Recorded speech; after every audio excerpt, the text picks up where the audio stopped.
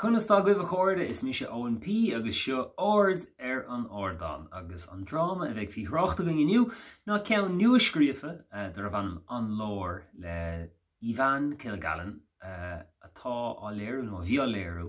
in Eabharclinn bheag vídach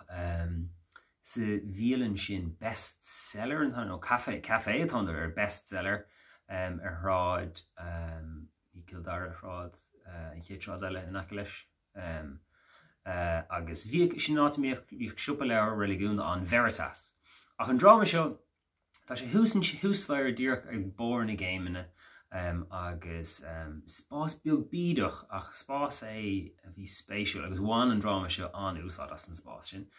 Agus an rud a gceist leis an drama ná scéal faoin gceartar seo dorachas agus tá si bádóir í in náhan tá idir rágháin éagsúla tá sé sa lár agus is drama béarla tá ach tá roinn fá gaige an agus mar buna agus an drámaí eile a míon roint gaige an tú is cuid den drama an bheith seachas mar bhaisiúcháin breise banin si leis an drama ach banin si an gceartar seo dorachas atá mar bhádóir agus tá púcaí agus sióga agus duine éagsúla ar an abhainn seo idir an dá abhainn sin tagan duine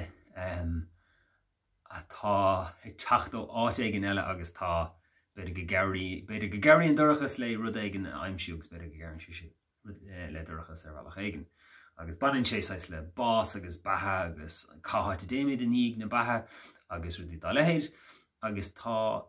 rá mhór héithir is dócha ar tunnach aige seo a bhreathas hain an tríal tá lán de elementí an tríal ann na drama sin le maréid ní hráda nachcha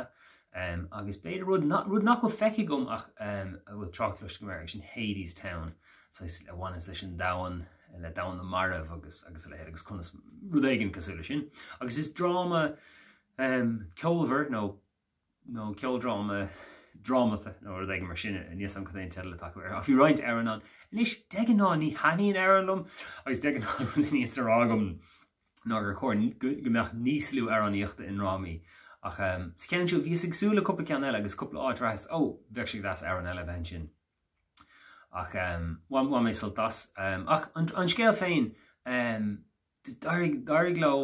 spás anna bheog agus sailsiú agus bhí mar sin bhí Massar a siimplí go mórtas le Eabharclinn móra a chur láthair ar bhealach an éifichtach ar fad agus hahan an scéalum chur mé simán bhí sé éagsú bhí sé tarrintar scéal de dúchais agus na sióg agus rudí ach ar bhealach gur nírá siad a dhéanamh ar bhealach dhéanamh drama nó daoine áirithe an taobh má a cinelín an taobhstig sé sin go na tagartaí in ghlacha don nuchail. A chahan an scéalum bhí rudí áirithe a bhain leis le téamaí atá ábhartha na polítíocht agus a thaobh